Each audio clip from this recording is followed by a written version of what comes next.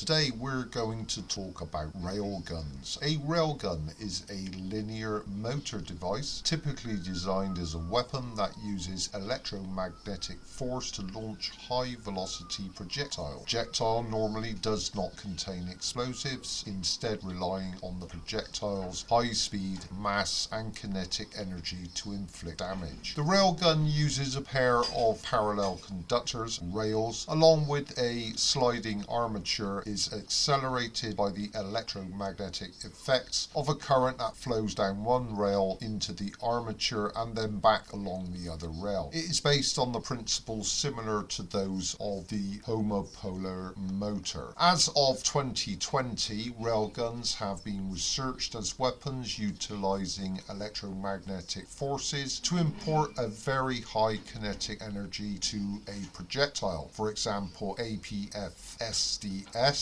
rather than using conventional propellants. While explosive-powered military guns cannot readily achieve a muzzle velocity of more than 2 kilometers per second, railguns can readily exceed 3 kilometers per second. For a similar projectile, the range of railguns may exceed that of conventional guns. The destructive force of a projectile depends on its kinetic energy and mass at the point of impact because of the potentially high velocity of a railgun launch projectile. Its destructive force may be much greater than conventionally launched projectiles of the same size. The absence of explosive propellants or warheads to store and handle, as well as the low cost of projectiles compared to conventional weaponry, are also advantages. Railguns are still very much at the research stage after decades of R&D, research and development, and it remains to be seen whether they will ever be deployed as practical military weapons. Any trade-off analysis between electromagnetic, EM, propulsion systems and chemical propellants for weapons applications must also factor in its durability, availability and economics, as well as the novelty, bulkiness, high energy demand and complexity of the pulse-powered supplies that are needed for electromagnetic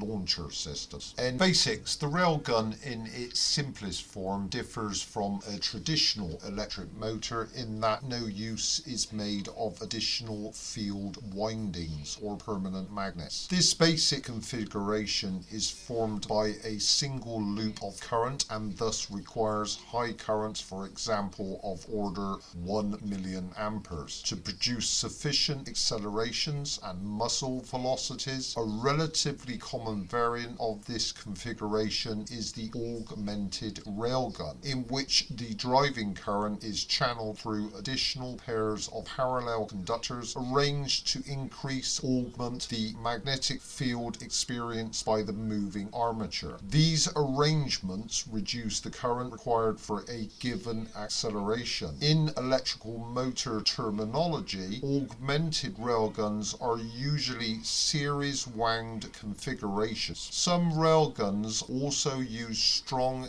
neodymium magnets with the field perpendicular to the current flow to increase the force on the projectile. The armature may be an integral part of the projectile, but it may also be configured to accelerate a separate electrically isolated or non-conducting projectile. Solid metallic sliding conductors are often the preferred form of railgun armature, but plasma or hybrid armatures can also be used. A plasma armature is formed by an arc of ionized gas that is used to push a solid non-conducting payload in a similar manner to the propellant gas pressure in a conventional gun. A hybrid armature uses a pair of plasma contacts to interface a metallic armature to the gun rails. Solid armatures may also transition to hybrid armatures, typically after a particular velocity threshold is exceeded. The high current required to power a railgun can be provided by various power supply technologies such as capacitors, pulse generators and disk generators. For potential military applications, railguns are usually of interest because they can achieve much greater muzzle velocities than guns railguns powered by conventional chemical propellants. Increased muzzle velocities with better aerodynamically streamlined projectiles can convey the benefits of increased firing ranges, while in terms of target effects, increased terminal velocities can allow the use of kinetic energy rounds incorporating hit-to-kill guidance as replacements for explosive shells. Therefore, typical military railgun designs aim for muzzle velocities in the range of 2,000 to 3,500 meters per second, 4,500 to 7,800 miles per hour, 7,200 to 12,600 kilometers per hour, with muzzle energies of 5 to 50 megajoules MJ. For comparison, 50 MJ is equivalent to the kinetic energy of a school bus weighing 5 metric tons traveling at 509 kilometers per hour, 316 miles per hour, 141 meters per second. For single loop railguns, these mission requirements require launch currents of a few million amperes. So a typical railgun power supply might be designed to deliver a launch current of 5 megaamps for a few milliseconds, as the magnetic field strengths required for such launches will typically be approximately 10 Tesla, 100 kilogauss. Most contemporary railgun designs are effectively air-cooled. For example, they do not use ferromagnetic materials such as iron to enhance the magnetic flux. However, if the barrel is made of magnetically permeable material, the magnetic field strength increases because the increase in permeability, mu, equals mu 0 star mu r, where mu is the effective permeability, mu 0 is the permeability constant, and mu r is the relative permeability of the barrel. This increases the force on the projectile. Railgun velocities generally fall within the range of those achievable by two-stage light gas guns. However, the latter are generally only considered to be suitable for laboratory use, while railguns are judged to offer some potential prospects for development as military weapons. A light gas gun, the combustion light gas gun 155mm prototype form, was projected to achieve 2,500 meters per second with a 70 caliber barrel. In some hypervelocity research projects, projectiles are pre-injected into railguns to avoid the need for a standing start, and both two-stage light gas guns and conventional powder guns have been used for this role. In principle, if railgun power supply technology can be developed to provide safe, compact, reliable, combat survivable and lightweight units, then the total system volume and mass needed to accommodate such a power supply and its primary fuel can be less than the required total volume and mass for a mission equivalent quantity of conventional propellants and explosive ammunition. Arguably, such technology has been matured with the introduction of the Electromagnetic Aircraft Launch System, EMALS, albeit that railguns require much higher system powers because roughly similar energies must be developed in a few milliseconds, as opposed to a few seconds. Such a development would then convey a further military advantage in that elimination of explosives from any military weapons platform will decrease its vulnerability to enemy fire. History. The concept of the railgun was first introduced by French inventor André Louis Octave Fauchon Villeplay, who created a small working model in 1917 with the help of the Société Anonyme des Accumulateurs, Tudor, now Tudor batteries. During World War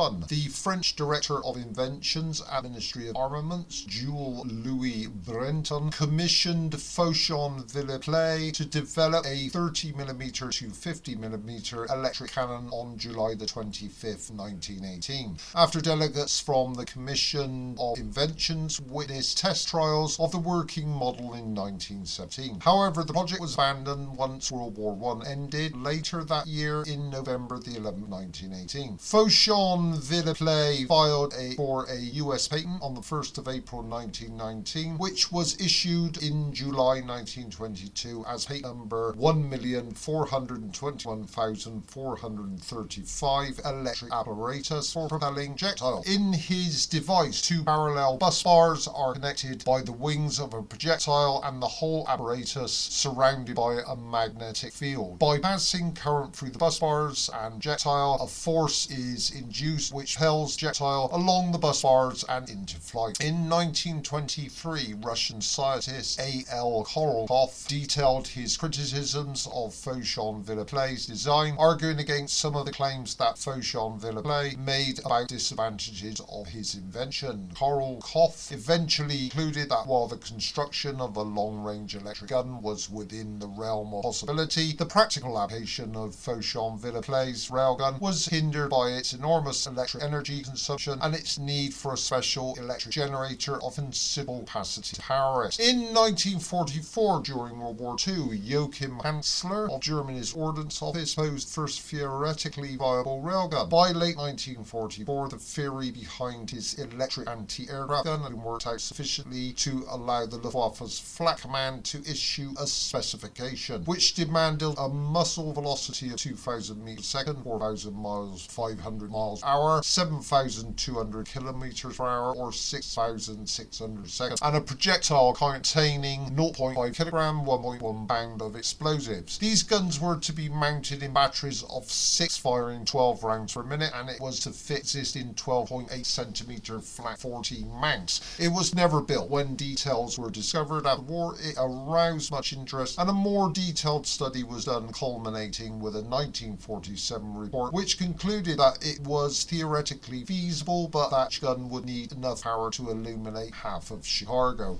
During 1950, Sir Mark Oliphant, an Australian physicist and first director of the Research School of Physics Sciences at the New Australian National University, initiated the design and construction of the world's largest 500 megajoule homopolar generator. This machine was operational from 1962 and was later used to power a large-scale railgun that was used as a scientific experiment. In 1980, the Ballistic Research Laboratory, later consolidated to form the US Army Research Laboratory, began a long-term program of theoretical and experimental research on railguns. Work was conducted dominantly at the proving ground, and much of the early research drew inspiration from the railgun experiments performed by the Australian National University. Topics of research included plasma dynamics, electromagnetic fields, telemetry, and current and heat transport. While military research into railgun technology in the United States ensued continuously in the following decades, the direction and focus that it took shifted dramatically with major changes in funding levels and the needs of different government agencies. In 1984, the formation of the Strategic Defense Initiative Organization caused research goals to shift toward establishing constellation of satellites to intercept intercontinental ballistic missiles. As a result, the US military focused on developing small guided projectiles that could withstand the high G launch from ultra-high velocity plasma armature railguns. But after the publication of an important defense science board study in 1985, the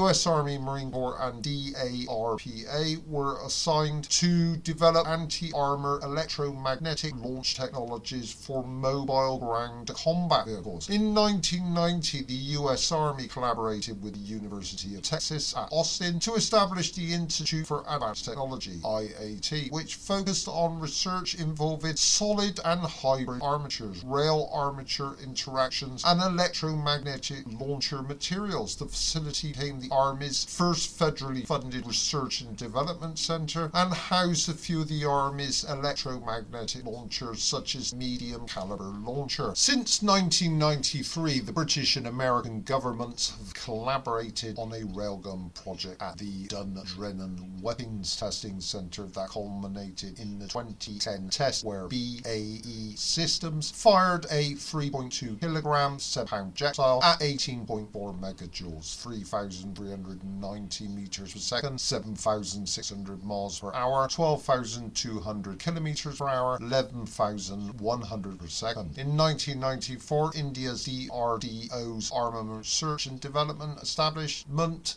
developed a railgun with a 204 kilojoule low inductance capacitor, bank operated at 5 kilovolts power, able to launch projectiles of 3 to 3.5 grams weight to a velocity of more than 2,000 meters per second, 4,500 miles per hour, 7,200 kilometers per hour, 6,600 per second. In 1995, the Center for Electromagnetics at the University of Texas at Austin developed a rapid fire railgun launcher called the Cannon Caliber Electromagnetic Gun. The launcher prototype was later tested at the US Army Research Laboratory, where it demonstrated a breach efficiency over 50%. In 2010, the United States Navy tested a BAE Systems designed compact size railgun for ship emplacement that accelerated a 3.2 gram 7-pound projectile to hypersonic velocities of approximately 3,390 meters per second, 7,600 miles per hour, 12,200 kilometers per hour, 11,100 feet per second, or about Mach 10 with 18.4 megajoules of kinetic energy. It was the first time in history that such levels of performance were reached. They gave the project the motto Velocitas Eradico, Latin for I who am speed eradicate, or in the vernacular, speed kills. An earlier railgun of the same design, 32 megajoules, resides at the Dundrennan Weapons Testing Centre in the United Kingdom. Low power, small scale railguns have also made popular college and amateur projects. Several amateurs actively carry out research on railguns. Thanks for watching, thanks for listening. Please don't forget to like and subscribe, and I will see you all in the next video. And until next time.